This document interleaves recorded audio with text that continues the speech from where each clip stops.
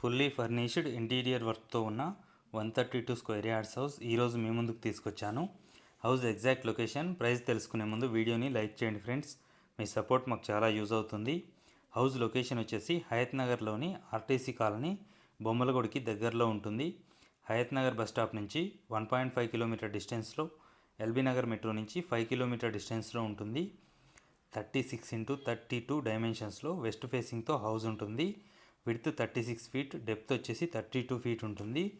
ఇంటి ముందు 25 feet road, under ground drainage, water connection కలిగి ఉంటుంది. మొత్తం 2300 SFTలలో కన్స్ట్రక్షన్ చేయడం జరిగింది.